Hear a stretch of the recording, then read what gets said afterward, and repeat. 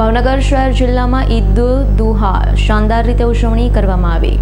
મુસ્લિમ બિરાદરોનો ઇસ્લામી calendar મુજબ ઝિલહજનો મહિનો ઘણો જ બરકતવાળો અને પવિત્ર મહિનો છે। આ માસના ઇસ્લામી 10મા ચાંદના રોજ ઈદ દુહાનો તહેવાર ઉજવવામાં આવે છે।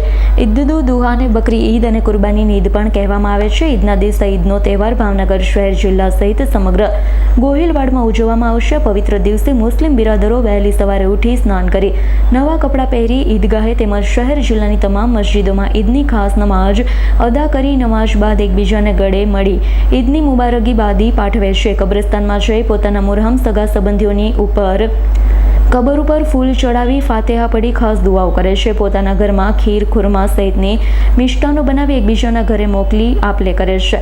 ગરીબ લાચાર મોતાજ યતીમ મિસ્કીન તેમજ વિધવાઓને આર્થિક મદદ કરે છે।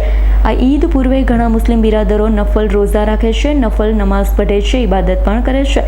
કુરબાનીની ઈદને ઇસ્લામના મહાન પૈગંબર હજરત ઇબ્રાહીમ અલ્લેહિસ્લામ તેમજ તેમના વહાલા પુત્ર હઝરત ઇસ્માઇલ અલ્લેહિસ્લામની યાદમાં પવિત્ર તહેવાર ઉજવવામાં આવે છે। ઉપરાંત વિશ્વભરના મુસ્લિમ બિરાદરો સાઉદી અરબમાં આવેલા મક્કા શરીફ અને મદીના શરીફમાં હજ યાત્રાએ જાય છે। જે ખાસ જે મુસ્લિમ સમાજનો બકરી ઈદ એટલે ઈદ ઉલ અધાનો તહેવાર છે, એના વિશે આપ શું કહેશો કે મુસ્લિમ સમાજ શું કરે છે?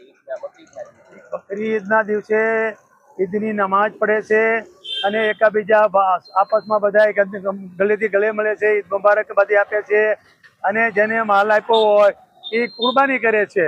જે માલે નિસાબ હોય, જેની પાસે પૈસા હોય એ કુરબાની કરે છે સમજ્યા, અને ગરીબોને તકસીમ કરે છે કુરબાની સમજ્યા।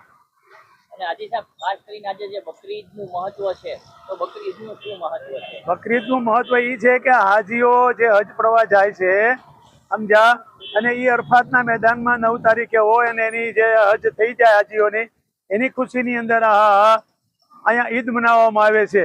અને એ ખુશી એમ સમજવામાં આવે છે કે જાણે અમે મક્કામાં હજ કરવા ગયા એમ, લોકોનું કેવું માનવું એમ, એની ખુશી આ ઈદ છે સમજ્યા। બકરી ઈદ એટલે ઈદ ઉલ અઝહા। ઇબ્રાહીમ અલી સલામને અલ્લાહ તરફથી વહી આવી કે તમે તમારી પ્યારી ચીજ તમે અલ્લાહની રાહમાં કુરબાન કરો, તો એમને 200 ઊંટ કુરબાન કર્યા। બીજે દિવસે પાછો એવો ખ્વાબ આવ્યો, 200 ઊંટ કુરબાન કર્યા।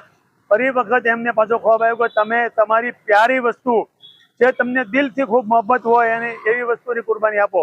તો એના મનમાં એમ આવ્યું કે મારા દિલ હવે મને સૌથી પ્યારો હોય તમારો દીકરો છે પ્યારો ઇસ્માઇલ અલૈહિસ્સલામ, કેમ કે આપની 70 વર્ષની ઉંમરે આપને અલ્લાહે દીકરો આપ્યો હતો અને એ દીકરાની કુરબાની આપી અને કુરબાની આપવામાં લઈ ગયા એને મીનામાં, અને ત્યાં એને કુરબાનીમાં લઈ ગયા અને અલ્લાહ તરફથી હુકમ આવ્યો ઇસ્માઇલ અલૈહિસ્સલામની કુરબાની અલ્લાહને મંજૂર થઈ ગઈ અને ઇસ્માઇલ અલૈહિસ્સલામને હટાવી અને જન્માત્માને દુંબો આવ્યો અને દુંબા અને અલ્લાહ એના હુકમથી એને જબા કરવામાં આવ્યો।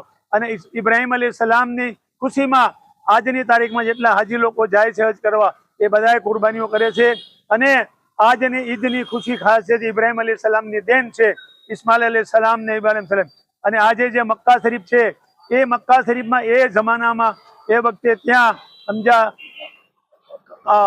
હરામ હતું નહીં અને ઇબ્રાહીમ અલૈહિસ્સલામે જ બાંધકામ કરીને કાબા શરીફને બનાવવામાં આવ્યું અને એની ખુશીમાં આજની તારીખમાં બધા હાજી લોકો હજ કરવા જાય છે અને કાબા શરીફનો તવાફ કરે છે અને ઇબ્રાહીમ અલૈહિસ્સલામની યાદને તાજી કરે છે। ઇરફાન સોલંકીનો રિપોર્ટ, S9 ન્યૂઝ, ભાવનગર। અમારી તમામ માહિતીથી અપડેટ રહેવા માટે જોડાયેલા રહો S9 ન્યૂઝ સાથે।